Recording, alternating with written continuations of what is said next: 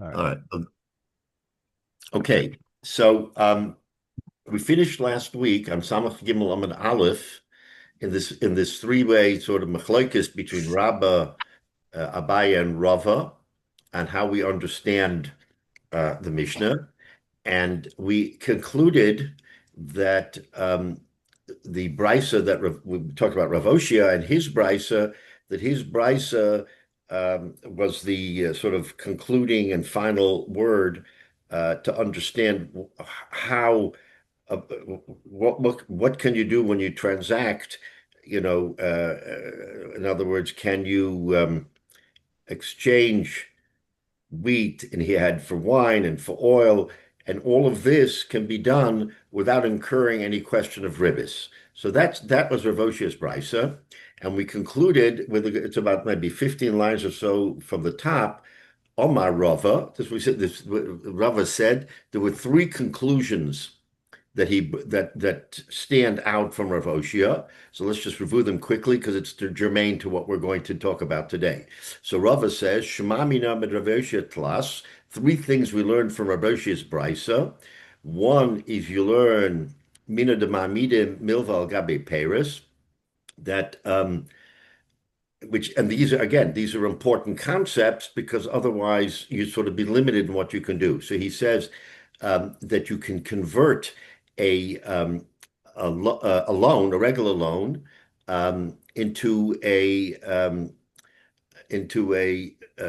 debt for produce. What does it mean? In other words, you have a loan of money. I lend you $100, and instead of paying me back, I'm going to give you $100 worth of wheat. Okay, that's one thing that came out that we know we can do. V'lo amrina andalo isure habal liyadahu, and uh, in distinction to Rava, who said that the only time you can have such an exchange is when actual money iser, money has to be established, it has to be transacted. So he says, and we don't say, again, this is Rav Oshia's Chiddush, that we don't say that we have to have a monetary transaction in order for it to conclude. So you see that you don't need money to make the debt. Ushma minahu diyeshlo, and we learn that you can only make this transaction. Remember, we have the concept of yeshlo. In other words, if I have the product, the produce in stock, and I want to, and I say I'm going to repay you in produce, then that's okay. When he has the produce in stock, and again, the theory was because when he has the produce in stock, that he can pay the whole thing off to the guy right away. There is no sort of future like we talk about future sales or future transactions, he doesn't have to rely on that. He can give it to him all at once now. He doesn't because he says, I'll take it later, but he has the potential of taking it now. That was the second chiddush. Ushmamina isil Rabbi Yanai. And the third thing we learn is that there's a machlokes between Rav and Rabbi Yanai. Doma Rabbi Yanai, ma lihein, ma li demehen. So that's what we're going to start talking about now, is that there is a machlokes, and Rabbi Yana makes the pronouncement that there is no difference between giving the produce, the produce, or transferring the value of that produce to something else. Why? Because Rav Oshia's brisa talks about transferring the value of the wheat to wine. He wanted wine, and then when he didn't want wine, he wanted oil. Remember, he was sort of playing the futures, and every time he bought something, it went up greatly in price. And he said, "There's no problem doing that because mali hain, mali hain. What's the difference between getting the produce or getting its value?"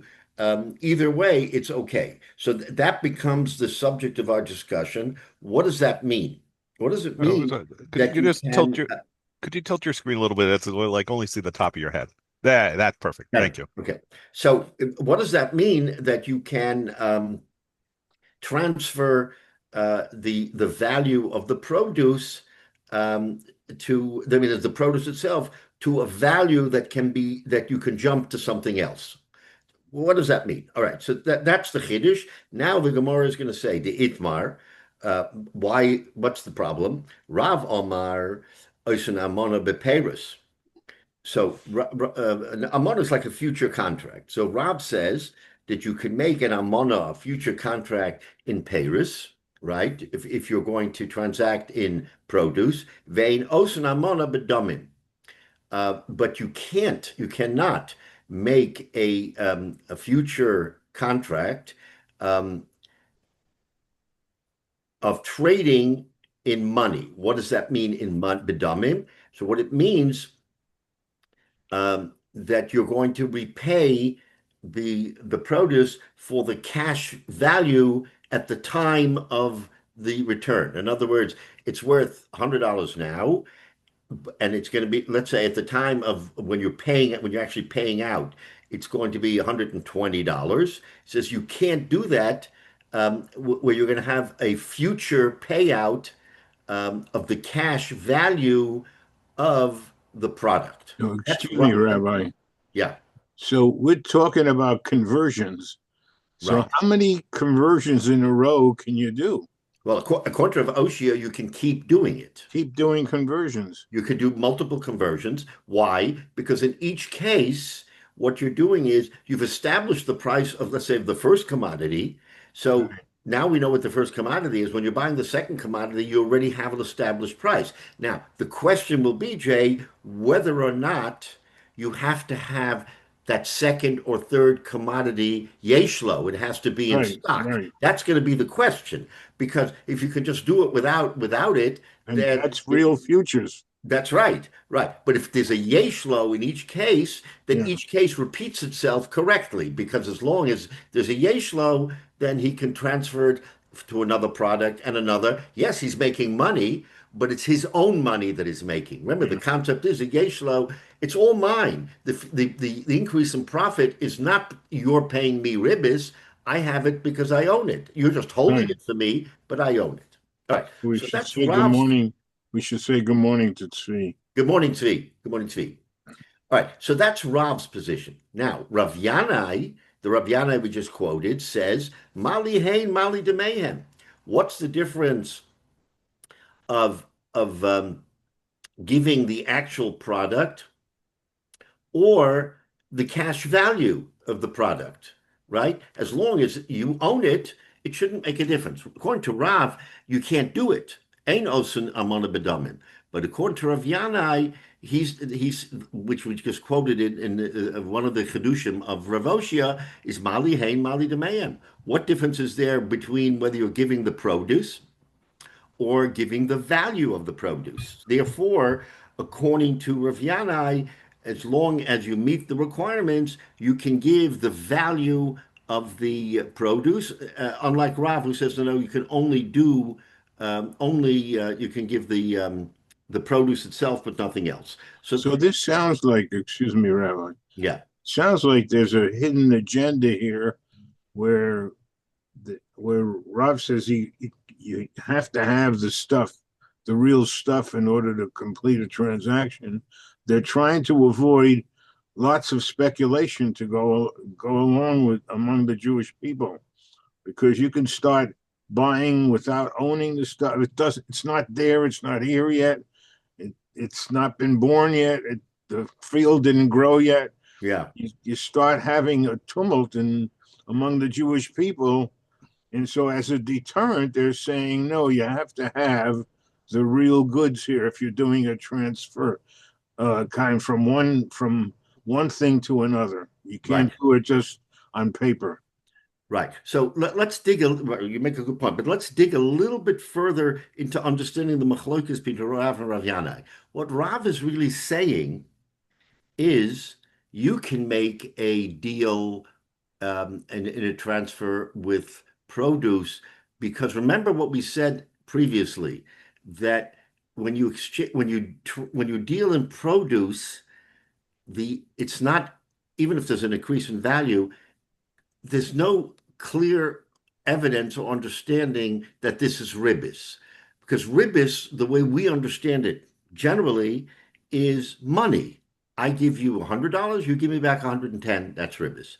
But when you're dealing in an item, it it's less obvious, let's just say, that there is ribis. So Rav says that osanamona beperos, because when you're delivering produce, it kind of what we say it obfuscates the ribbis, so that there is no real ribbis.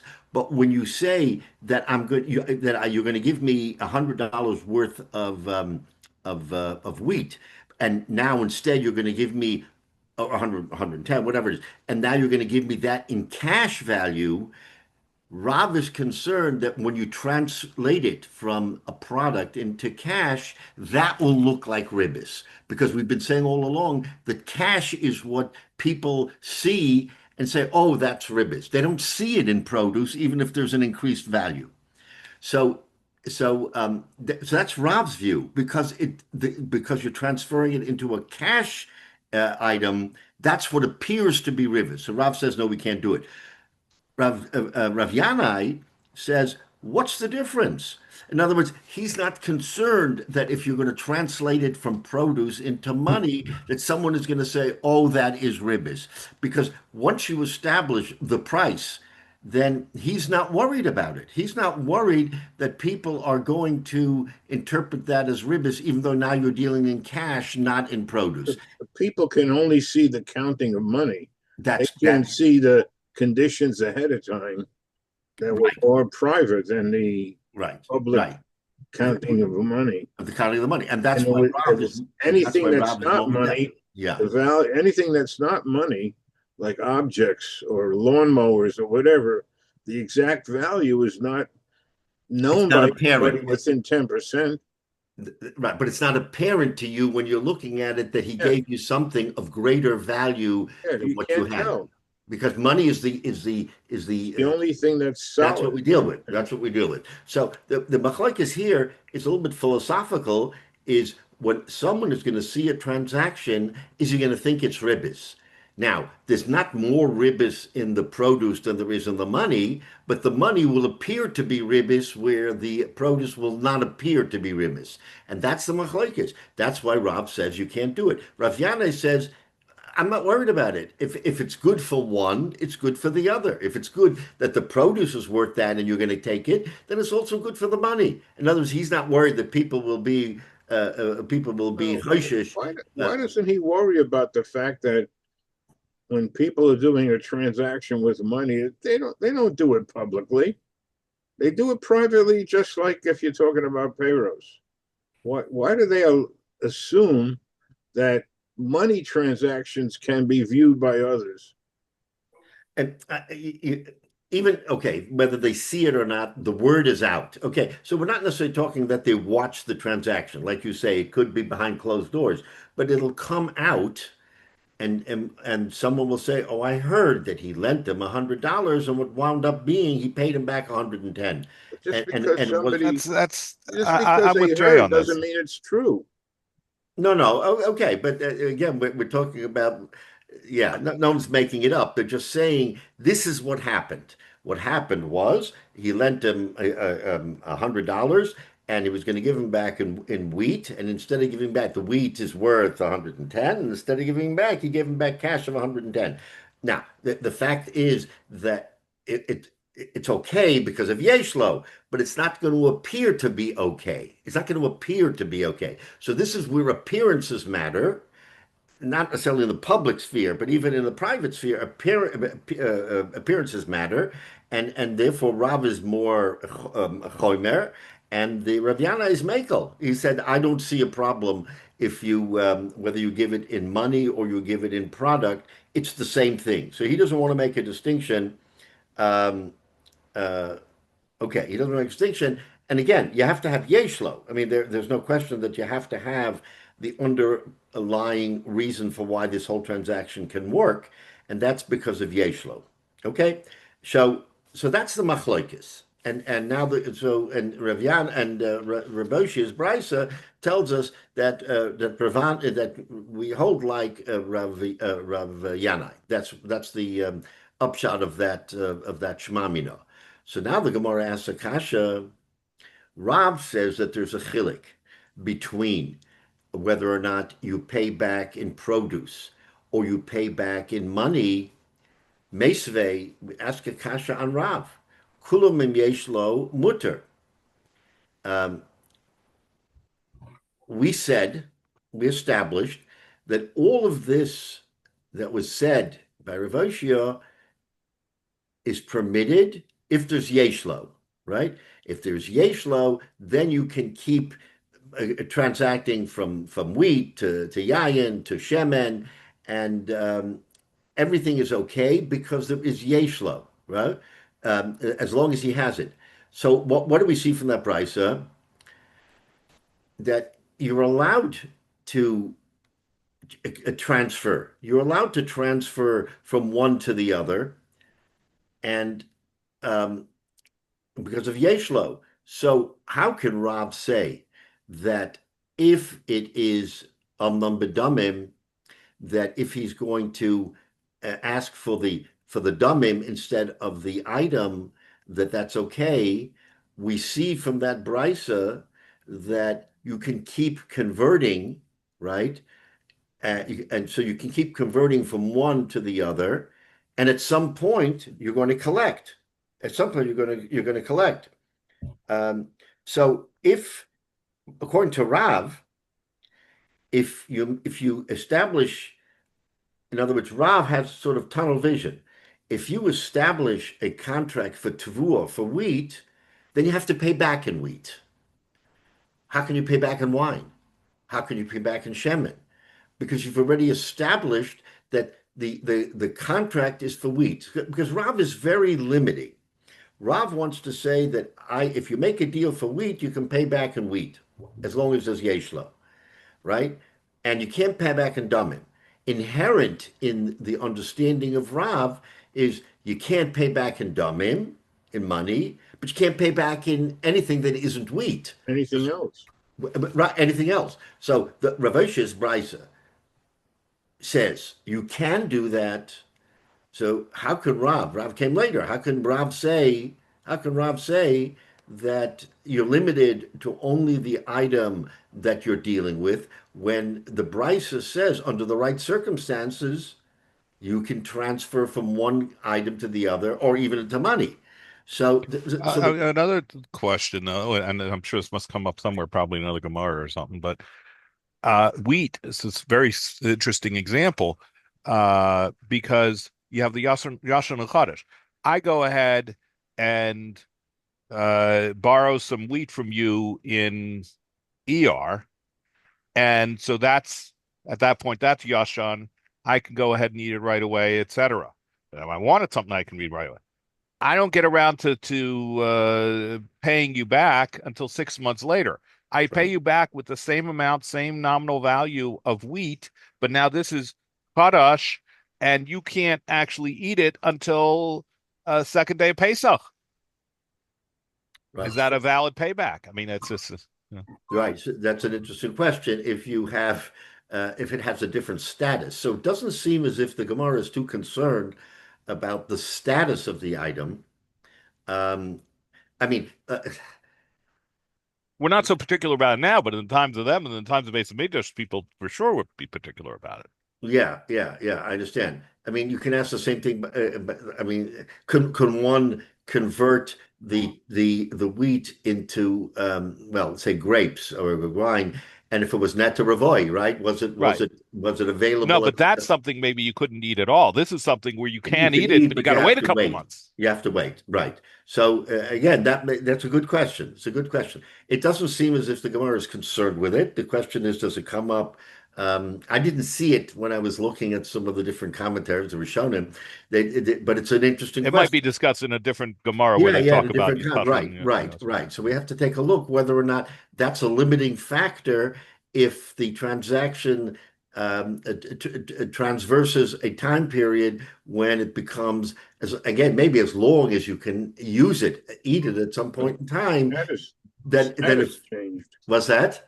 The status changed. The status changed, but it's still the same commodity, and we're focused on commodity. We're focused that tvua is tvua, that's okay, but Right. not shemen, it's not yayin. So Rav says you can't do it, but according to this Brisa Ravoshia, we see that you can do it, even though it crosses the line from one commodity to the other. And Rav was limiting, so he said, how could Rav have a havamina? That was the case. The Brisa itself says that you can transfer it to another item, to another or money, but certainly to another item. So that's the kasha that the Gemara asks based on Rab's svara. So there's an interesting couple of interesting answers to that kasha.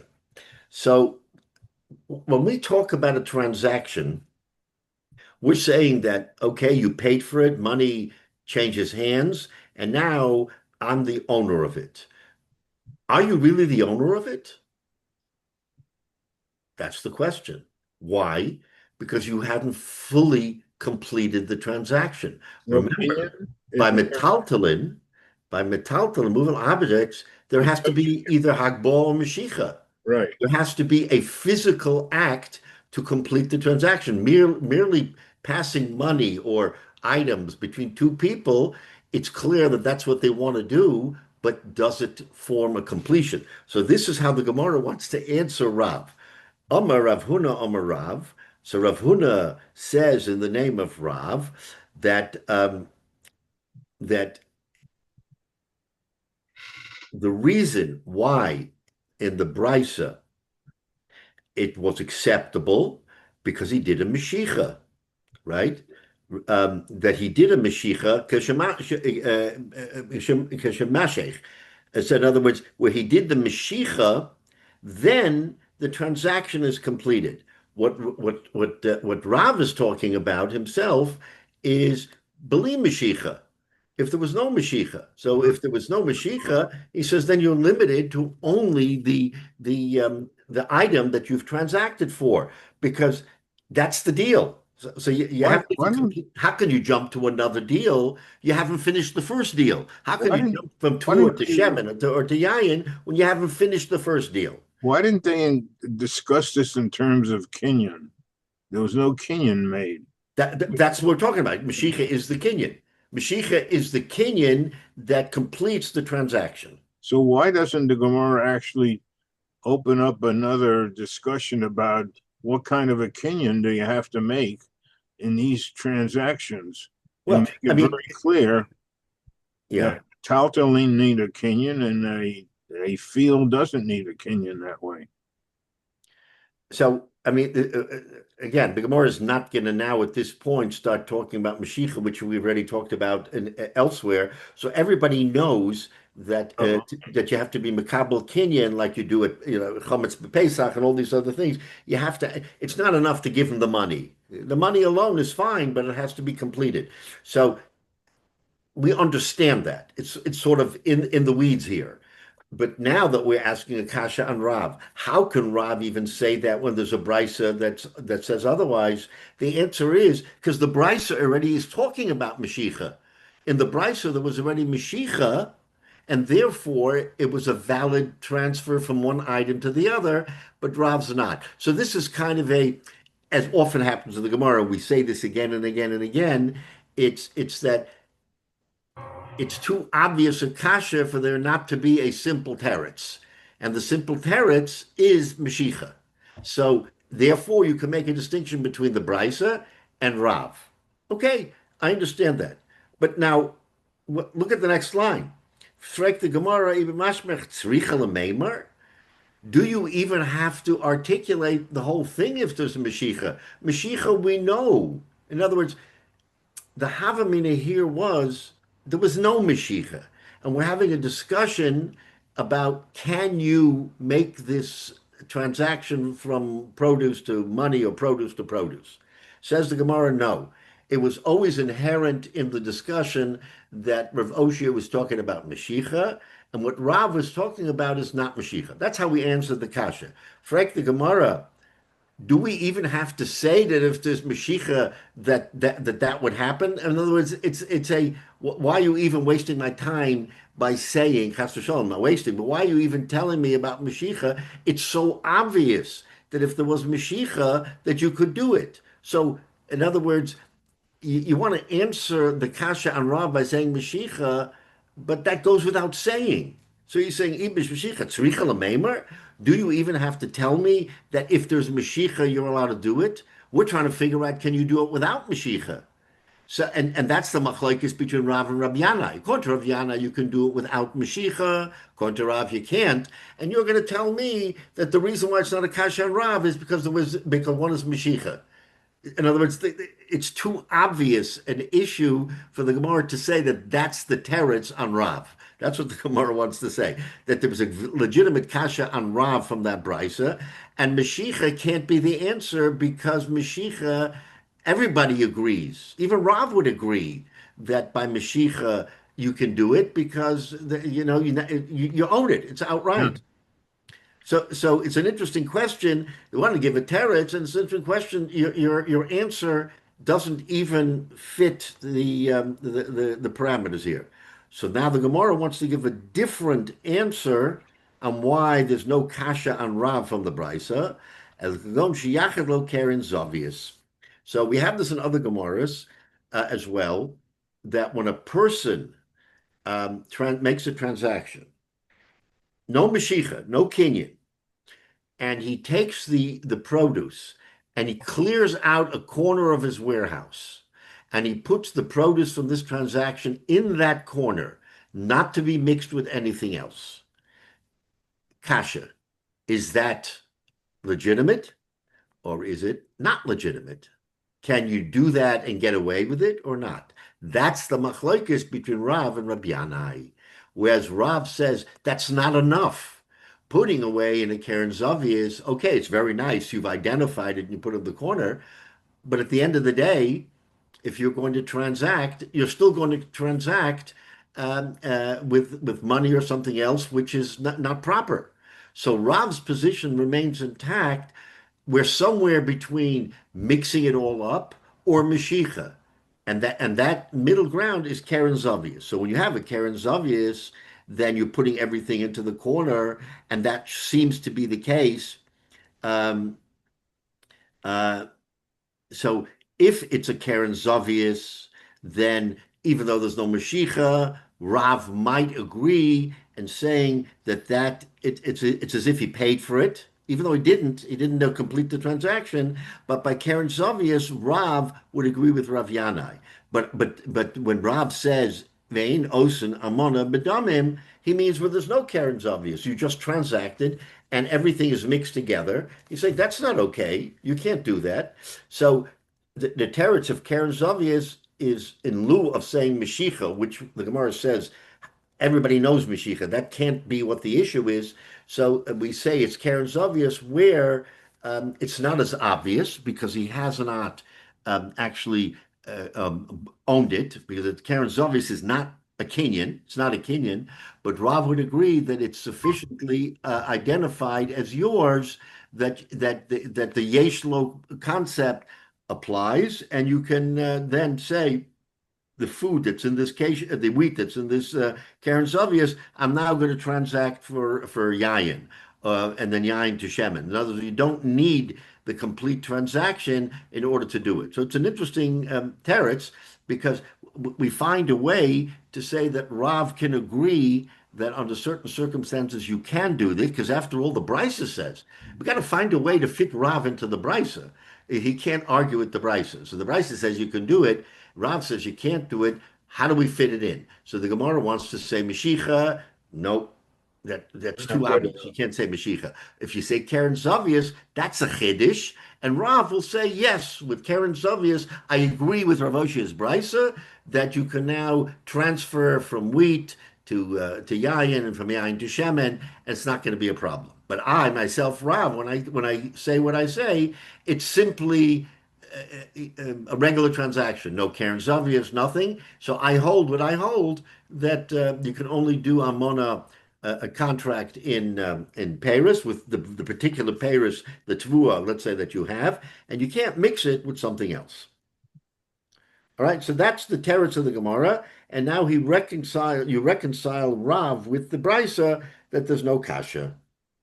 Okay, um, fine. So let's see. We skipped a bunch of Rashis, but let's take a look if Rashi elucidates further. Okay, from the not the narrow but the wider lines, the first section, not the very wide lines. The Rashi says, Osan amona beperis, nosnin mols ba'amona kishar shel achshav. You can give money on the shar, meaning the marketplace. Sheyotze b'shuk, amnas l'kabel peris, afilu yukiru chitin. In other words, again, remember we said that the shar and yeshlo are the two ways of being able to establish a price, so that later on, um, and the shar means essentially that that would be the price, and he now owns it at that price. So I feel the yakura hitten, even though it became it increased in price, became more expensive, then it's fine because there was a shar and they agreed on the price. So that doesn't bother us. Okay, that the ein osin amona. Rav says you can't do an amona lifso kalaperis de lekabel damim. Um, in other words, exchange payers for damim, the kishiyakru, when it becomes more expensive, the kiven, the zuzah yoiv, the zuzah shakel, mechse karibis. So again, it's the appearance of ribis by money that most concerns us. So therefore, if he gives them the increased value of the tavua, fine. It's not obvious, and we had the shar. But if we have a shar by payers, by money, and then you get increased return on money, that certainly seems like ribbis. Therefore, Rav is makbid. He's very careful that you can't do it.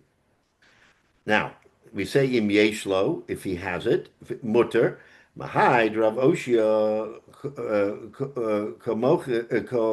komosiv v'hachadamim komakabel, accepted money, sheshem alav demei achitten, umakabel hayayin sheshava yosem mimashenosav.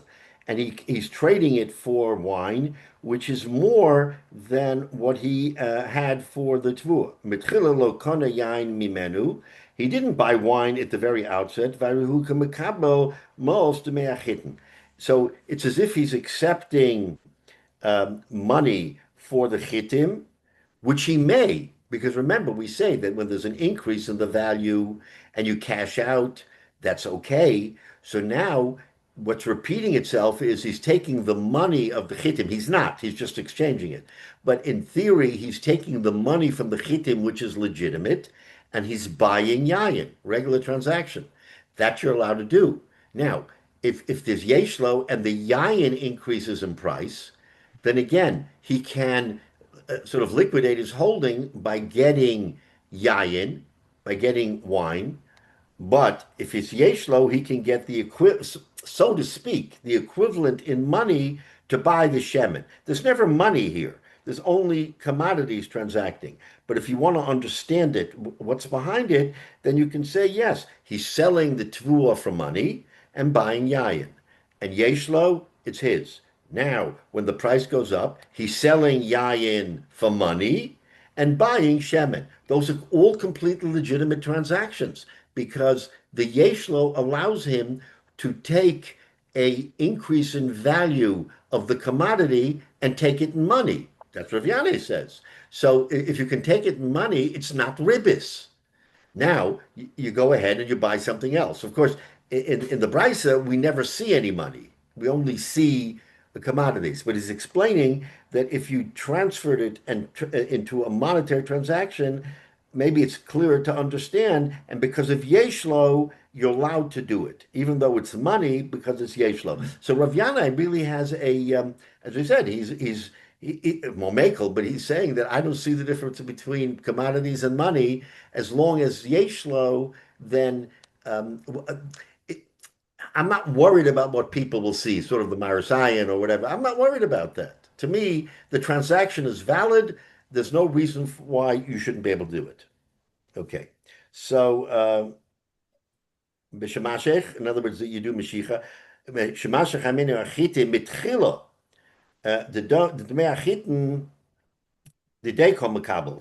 He's taking his own money, the b'shusei Iker. So by doing the Mashiach, he's putting it into his own possession, right? The Mishor Shemashech, Kol Chalot Teiras Halvo, it ends the halva. Why? Because he's taking it v'kibul choivoi v'chem bekulim, and he's taking over the chov and he owns it. And the same is down the line when you go to shemen and yain and shemen.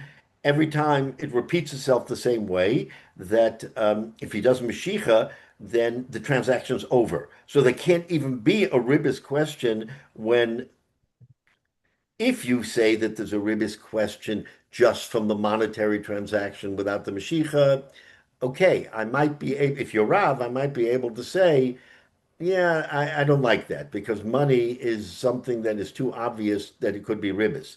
But if there's a Mashicha, I mean, you can't get better than that. You have a Mashiach, you fully own it, and therefore, even if you're exchanging money, there's no problem. So that's how we wanted to answer Rav by saying the Bryce is talking about Mashiach. But then the Gemara asks, it's too obvious. So the Gemara says, all right, first wide line, Shiyachad Karen Zavius, Va'ashmi Inon, and we learn from this, the Yichud Milsahi, that being Miyache is an item. In other words, it bridges between a simple agreement and a Mashicha agreement by having a Keren Zavius. It's not Mashicha, so you can't argue that, oh, it's too obvious. So it's the Chiddush as Rashi is the Yichud being Miyached in the Keren Zavius is Milsahi. It's an item. In other words, it's an item.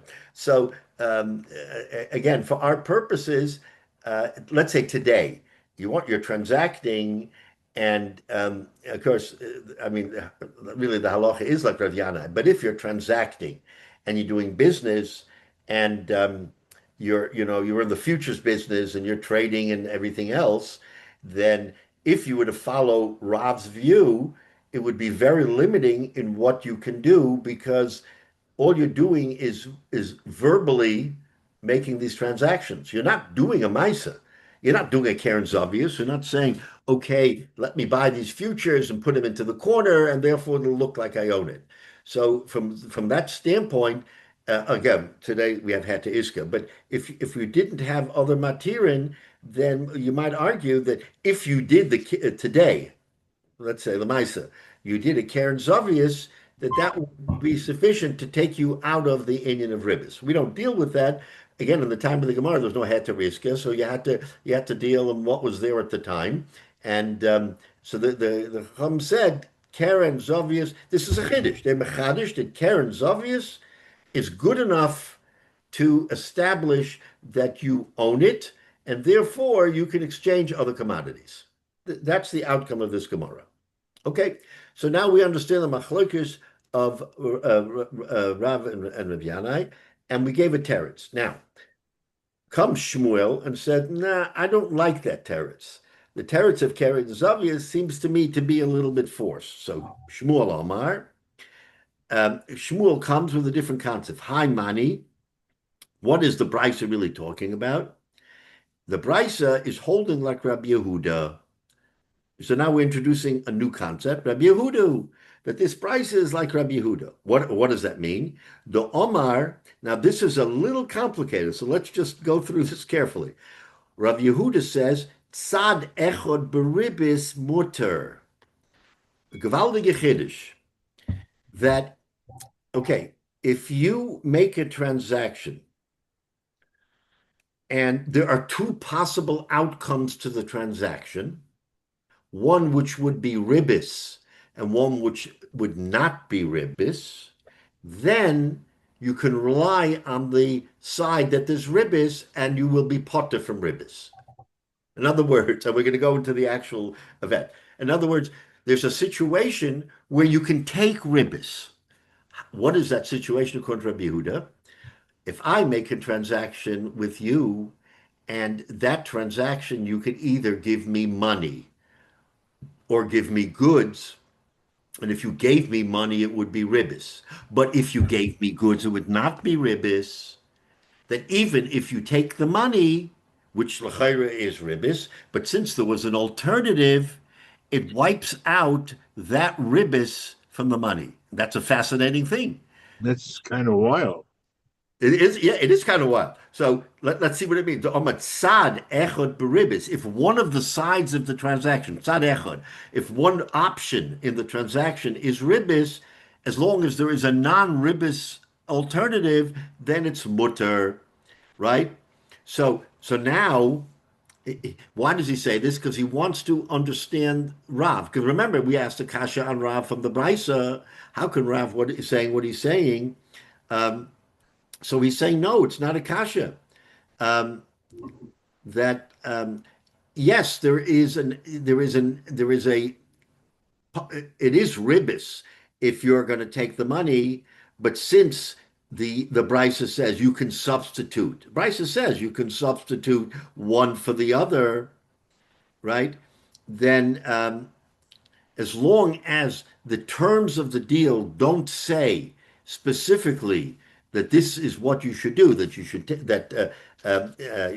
going to take another item or money, which would clearly be ribis according to Rav.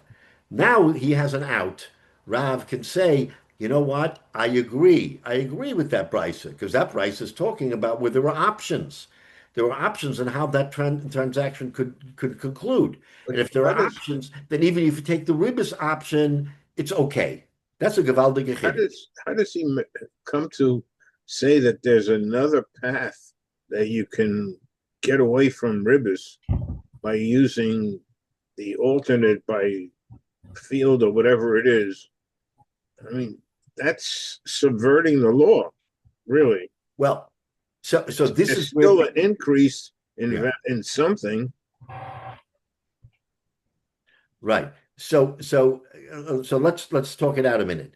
If you're going to say that I'm lending you, okay, I'm giving you wheat for the money, and the only thing you can pay me back in is wheat. In other words, you say it specifically that Yeah, you can right. pay me It's back written in down. wheat, Yeah, right? That's it. You can only be paid back in meat. Now you want to pay me back in something else or money, according to Rav, that's ribis. Because you identified specifically in the deal that I want to be paid back in wheat. So anything else other than wheat, you can't pay me back. And it would look like ribis. But if you don't say specifically, pay me back just in wheat. In other words, I'm making the transaction and, okay, and I say, all right, I'll pay you back. You know, you're not miyached. You don't but identify it specifically. If you don't identify it specifically, we conclude that it can be something else. that In other words, because we're makel, right? the wheat has changed value, and if he had it in money, it would be rivers. But if he just kept it as wheat, It would it not went be. up in value. There's no rivers. So the question is, what happens if I then switch that over to wine or to shaman? That according to Rav, that's ribis because I didn't transact in wine. I didn't transact in shaman. I only transacted in tvua. The only thing you can pay me back in is tvua. But However, Rav Oshia the says it's tour could okay. also have increased just like wine, and it would have been. We should have called it ribis with the tour. No, but no. Even Rav agrees that if you with Yeshlo, remember with Yeshlo, Yeah, if you transact with Tvua, and that's what you're going to be repaid in, even if it increases in value, there's no ribbis. Rav agrees to that, that there's no ribbis because the Yeshlo means that you had it from the beginning, and therefore you're transacting in Tvua. But what happens if you transact in something else where there was no yeshlo? There was right. no yeshlo at the time of the transaction in Then uh, you're into the in gambling wine and business. oil. He didn't have You're, yeshlo. you're into the gambling business. Well, maybe one Yeah, way I to, mean, Yeah, right. investment business. yeah, The investment business, right? maybe one way to look at it is if I borrow a bushel of wheat and I pay back a bushel of wheat, it doesn't really matter. Nobody necessarily is going to put a value on what was it worth then, what is it worth now. It's a Why bushel not? of wheat for a bushel of wheat. It's a simple transaction. It's a simple No, rate it's repayment. Whereas if you try to translate it into wine or oil or even just money, you have to start running these calculations, and inevitably there will be a problem. but you you the the reality is if you're going to pay back in wheat and wheat has gone up in price in the 6 months, they're going to Rav, I guess, who says there's no rivers because You had the wheat, Caseload. it was there. Right. Then you say, well, 1 second, wheat is equivalent to money. No, it's not equivalent in this situation because money has other conditions on it. Because if the money went up in value, if the product went up in value and you're translating it one for money, that's when you have ribis because it's money. I mean, it's kind of hard to say that money is so different than the wheat because they're both commodities and they both get the wheat gets harvested and it becomes a commodity and people buy I'll and take sell a it with different money. example. I borrow $100. There's deflation. Okay. There's depression, whatever. I get all these things confused, but instead of inflation, there's deflation. Okay, because that's simpler in terms of determining ribis. And so now this $100 that I pay you back buys more in any reasonable commodity than it did when I borrowed it. Is that ribis? I don't think so because I'm paying back literally $100 for $100. The coin of the realm, the same thing. So, It's um, not it's not you haven't really paid back what you because it depreciated. Well, even with depreciate, even if or in it, this case, I'm saying appreciated in terms of it actually being ribis in that direction. But the question is, I mean, is that ribs can be in both directions. right? Right. I'm thinking of it that true because the person giving or receiving. I'm thinking if I'm the borrower and I'm paying back. Normally, the thing is we talk about I borrow 100 and I pay you back 105, even if the cost of CPI, whatever the producer index, whatever says, oh, $105 buys exactly what $100 did 6 months ago. Doesn't matter. That's ribis because I'm paying you back more than what I borrowed. But If I that's pay the you whole back, argument is is what you're paying back the exact value in the marketplace compared to what you actually borrowed at the market price. Right, right. So remember, It they had didn't nothing have to do with it. The price went up. I mean, what, you know, why should he be called ribis? I mean, why is he guilty of ribis? He planned to pay it back, but now the value of the dollar changed. So the mere fact that you're dealing in money as opposed to commodities, says Rav, gives rise to the concern for ribis because it's not one for one. It's not a dollar for a dollar. Right. The dollar for a dollar 50. And that, says Rav, is problematic. Even again with inflation or the thing which they didn't know from that, but all they knew was that I gave you a dollar and you give me back a dollar 50. So on the face of it, it's ribis. So that becomes problematic right? But according to I'm Rav. saying is it give a dollar, and now a dollar quote doesn't buy as much in the marketplace as it used to, but I'm still giving you back a dollar. That's right. That's fine. That's fine. Right. So what I'm saying is if you could give, and I realize that money inherently is different, okay? But what we naturally think of in terms of ribis most more than anything else is with money.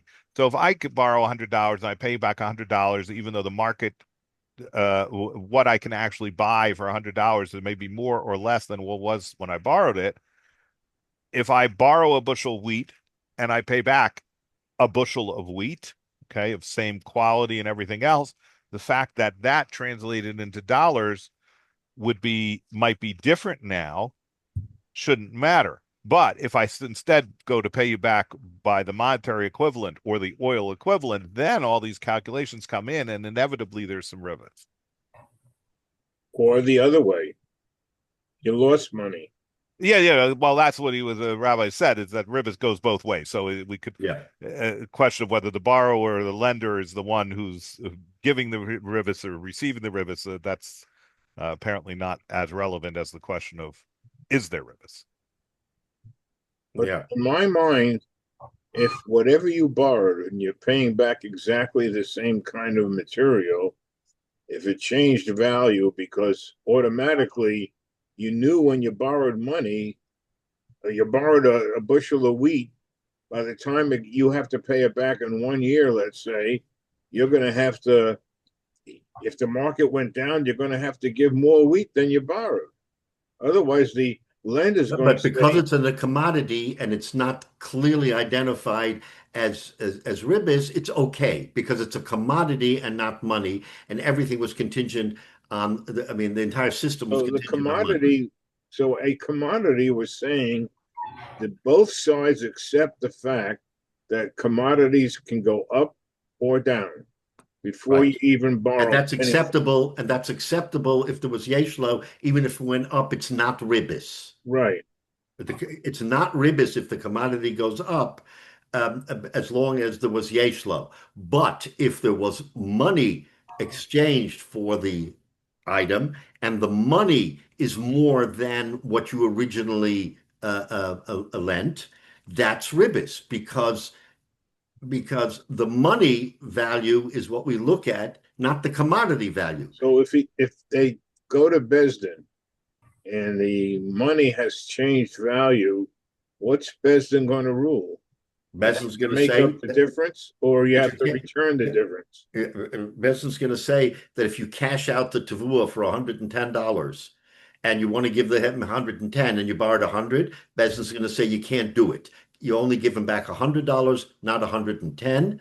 But if that 10 value was in the tavua and you gave him back the tavua, that's okay because that's in the commodity, not in the actual money. It never goes into the money world. That's right. That's right. And that's what seems to be the key. Now, so this is a gewaltige Chiddush. Rabbi Yehuda is telling us that if you have a transaction which you don't clearly state in the transaction that what you're going to repay is the tavua, and there's the possibility of repaying the tavua or something else, that since it is, like he says, tzad echod beribis, there's one of the outcomes, if it's money, is ribis, but the outcome in the chitin is not ribis. Therefore, we don't consider it ribis even if you pay back in the money. So, Jay, in our situation where I lent you $100 and you came to collect it, and I gave you $100 worth of tavua. Now that tavua went up in price, right? It's now worth 110. So the 110 in tavua is not ribis. 110 in money is ribis, but because there was an option to give him tavua, you can give him money and it's not ribis. That's the chiddush. That's Rabbi That's Yehuda's. Rabbi Yehuda's fascinating Kiddush. Rabbi Yehuda's machadish that Yeah. I can give you the money, and it may appear to be ribis, but it's not because I could have paid you in wheat, which is not ribis. Yeah.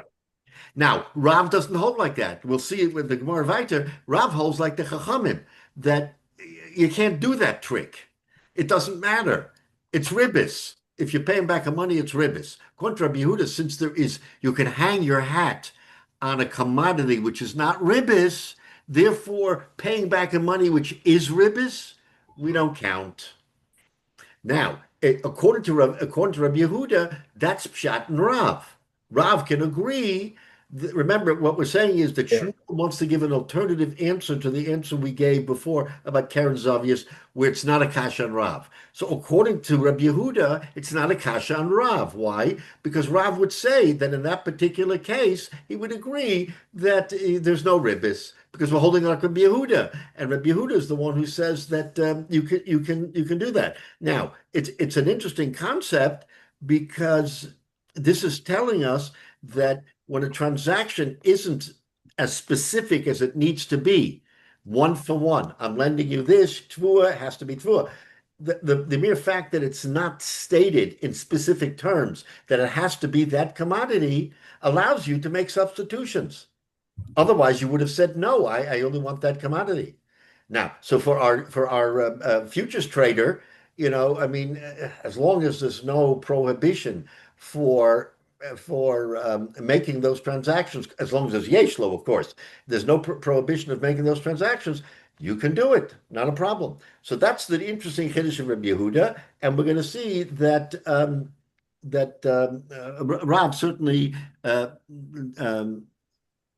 argues on that. Now, when Rabbi Yehuda didn't pull this out of his hat, okay, so now every time, now the Gemara takes a step further. every time you machadish something, you have to have a base. There's Yeah. a basis for this. Rabbi Yehuda can't just make it up. Says the Gemara, how do we know Rabbi Yehuda's position?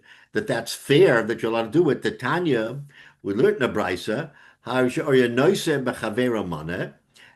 where someone, you had lent me, I'd lent you $100. You come back to me and you say, I want my $100. So I want my $100. So also lo sodeyu mecher. Now, I don't have the $100, but I'm going to give you my field to hold as a mashkin until I can get you the $100. Okay, so there is something tangible that's going to be transacted here. That's not what he's paying him. He's going to pay him the money, but he doesn't have it right now. So he's going to make mecher, he's going to make a contingency that the field will go to the malve. Will go to the malve, right?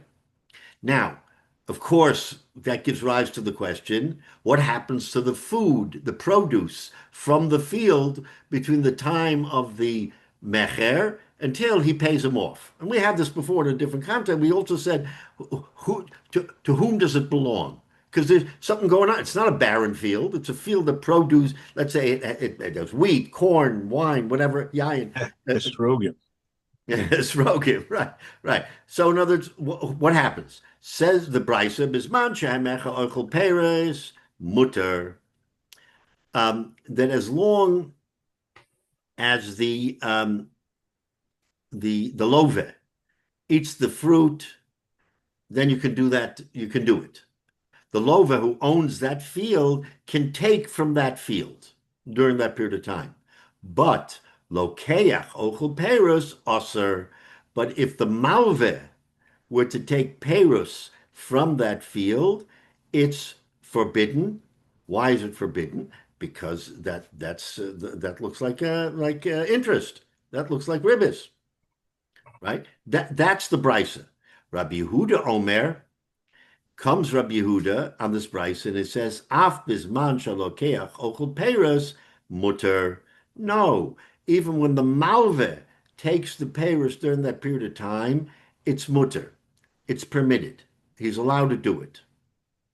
Okay. And now, clearly, there's a machlokes between Rabbi Yehuda and the Chachamim. The Chachamim say that the malve cannot take it, and Rabbi Yehuda says he may take it.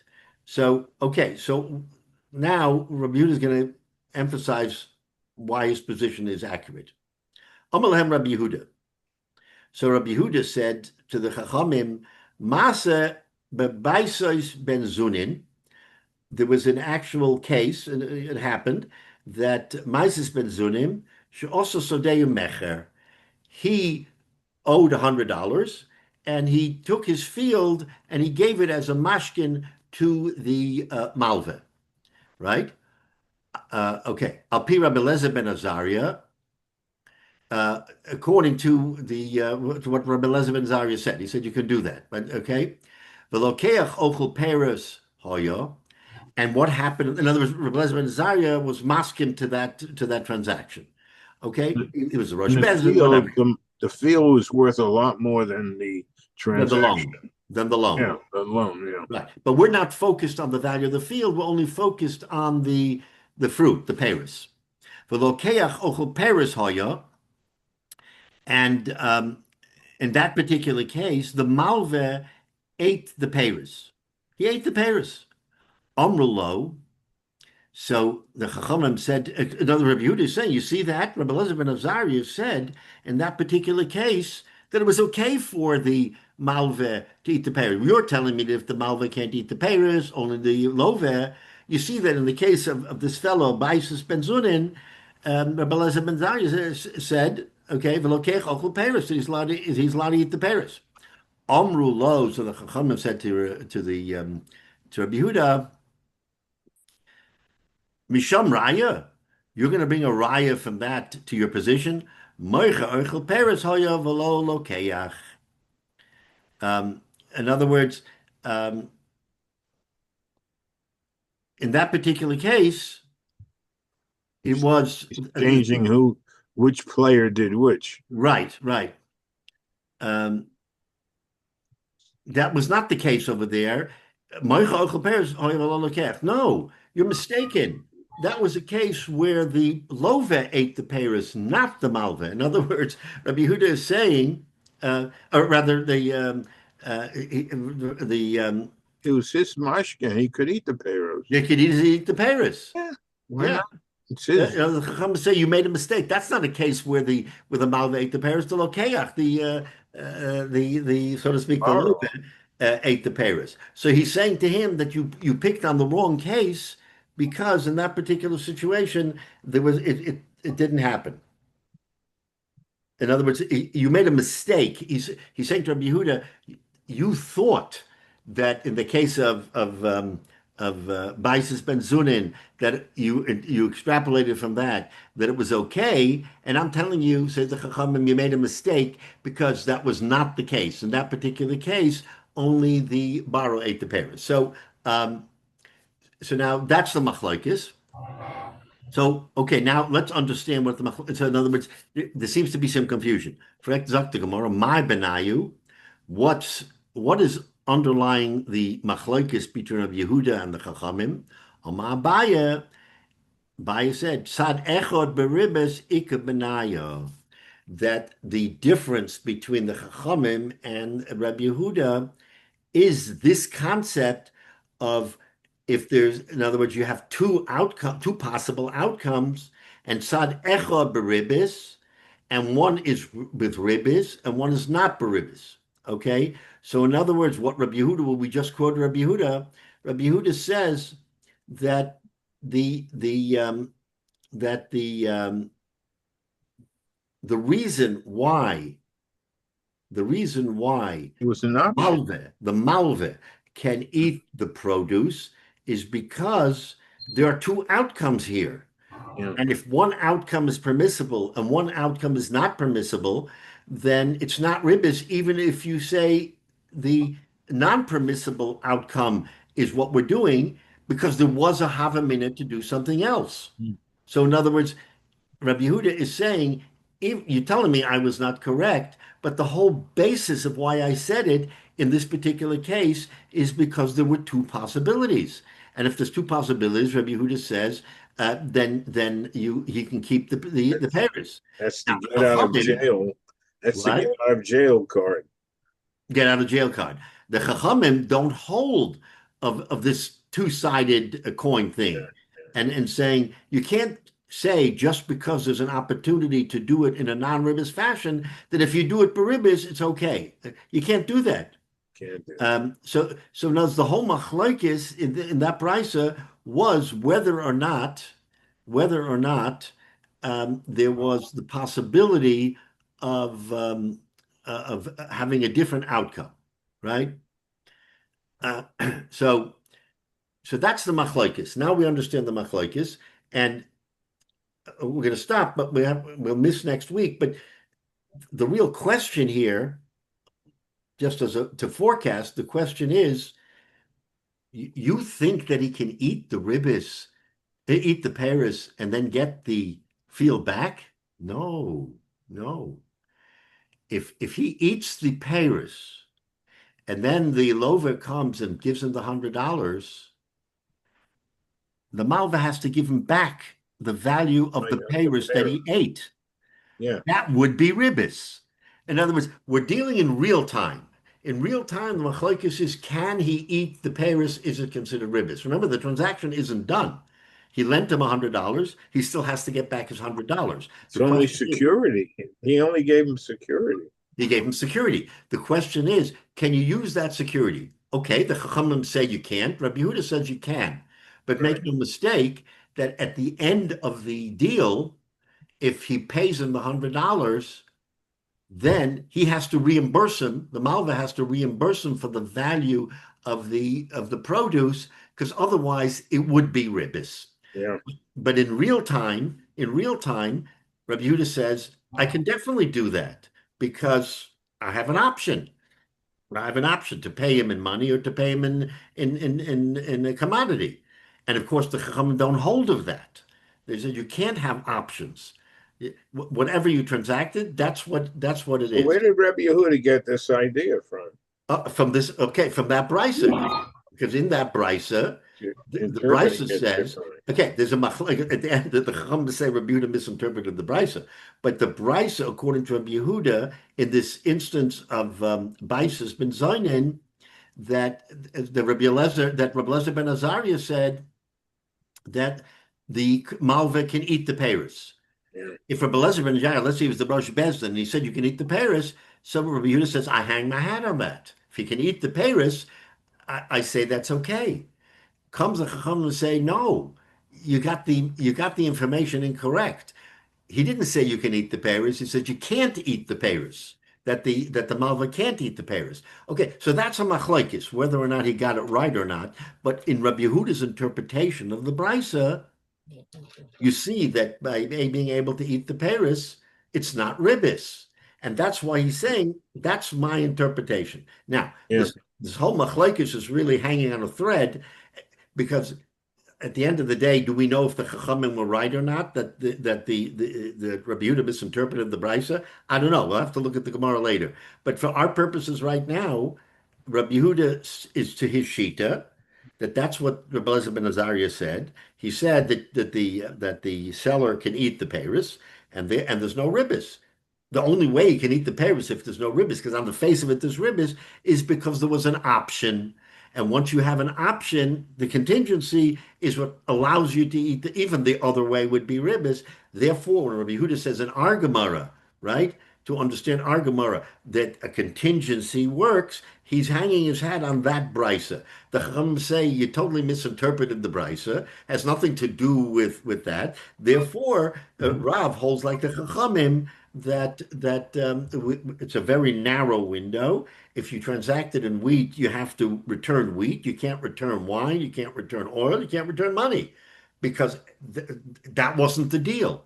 The deal has to be whatever you made. Yeah. And once you consummate that deal, that's the way it has to end.